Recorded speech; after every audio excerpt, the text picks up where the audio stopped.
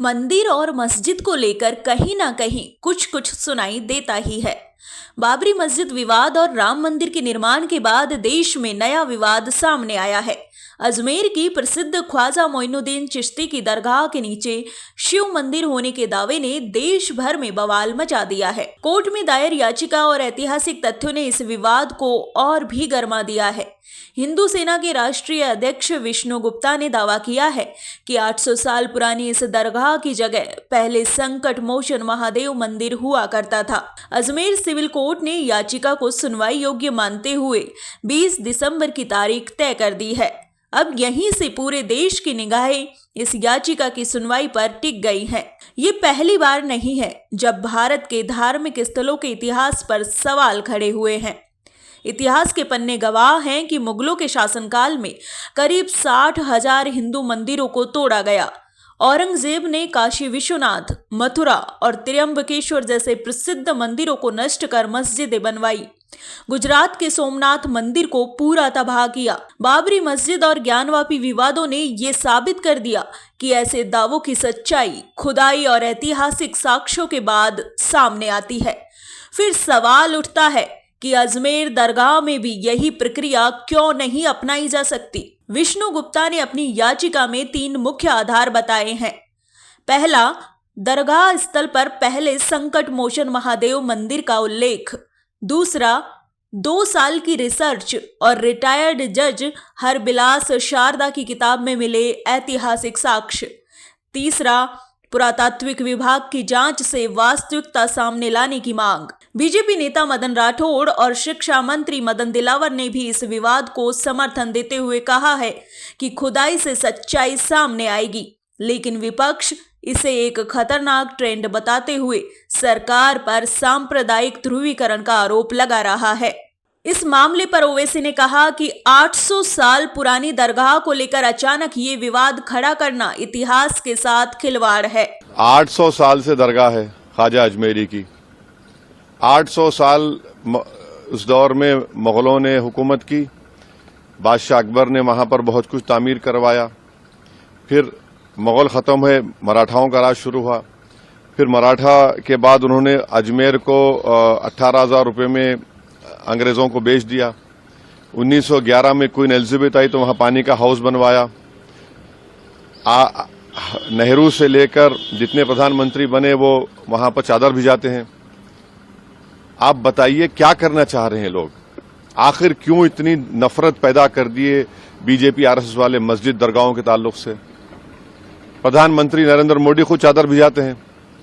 अब बताइए उस पर क्या बोलेंगे वो?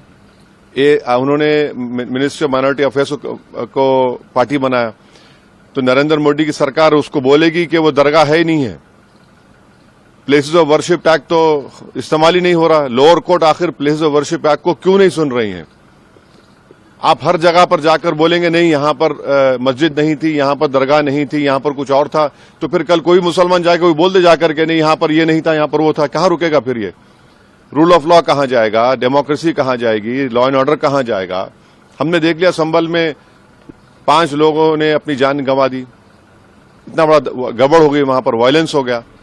तो ये तो देश के हित में नहीं है। जो सियासत नरेंद्र मोदी और आरएसएस कर रही है उससे देश कमजोर हो रहा है, उससे भाईचारगी कमजोर हो रही है, रूल ऑफ लॉ कमजोर हो रहा है। अब तो इनको जवाब देना पड़ेगा। ये जितने भी लोग हैं ये डायरेक्टली इनडायरेक्टली इनका ताल्लुक बीजेपी आरएसएस से है, उन्हीं के इशारों पर हरकत कर रहे हैं पूरा ये। लेकिन एक बड़ा सवाल ये भी पैदा होता है कि मस्जिद बनने से पहले यहाँ क्या था? इतिहास में कई जगहों पर ऐसे दावे किए गए हैं।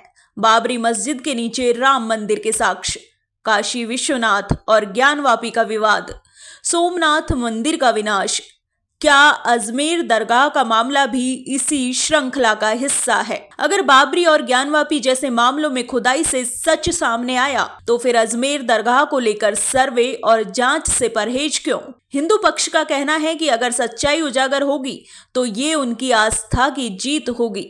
ये विवाद सिर्फ धर्म और आस्था का नहीं बल्कि इतिहास और सियासत का भी है। क्या ये विवाद अजमेर दरगाह के नीचे दबी सच्चाई उजागर करेगा या सियासत की भेंट चढ़ जाएगा?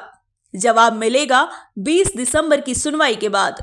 तब तक सवाल बना रहेगा क्या हमारे धार्मिक स्थलों का इतिहास सही मायने में सामने आ पाएगा। भारत की सभ्यता और संस्कृति हजारों साल पुरानी है, जो कि इन्हीं इतिहास के पन्नों से साबित होती है।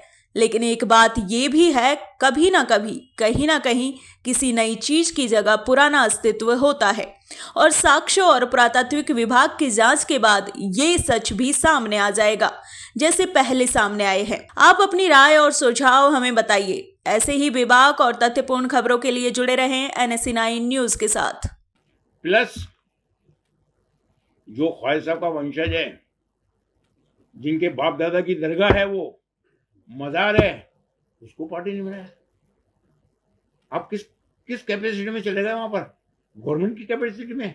तो गवर्नमेंट जवाब देगी। गवर्नमेंट का ये रिकॉर्ड है। गवर्नमेंट अपने लिखे से थूके को चाट नहीं सकती। जो उसने पोजीशन पहले क्लियर कर दी है इस स्थान को लेकर के, उसके अंदर अब क्या लिख के देगी भाई? मैं सारी बातों को लेकर के इस निष्कर्ष पर पहुंचा हूं कि the place of worship preservation act को जो खिलौना बना दिया गया है, उसके ऊपर कोई एक्शन नहीं हो रहा है। कोई उसके किसी भी सेक्शन के ऊपर कोई एक्शन नहीं लिया जा रहा है।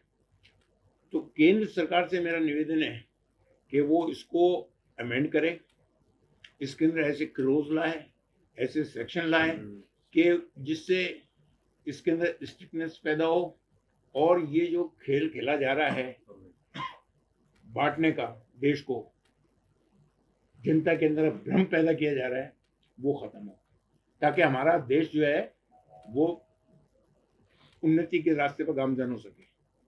हम क्या कर रहे हैं? हमारी इन्हें जितने पॉलिटिशियन अलग अलग उससे जो बयान दे रहे हैं अलग अलग, किसी के बयान में जो है कहीं पे भी कोई अपील नहीं है। वो उधर से जहर उगल रहा है, वो उधर से जहर उगल रहा है, वो उधर से जहर उगल रहा है।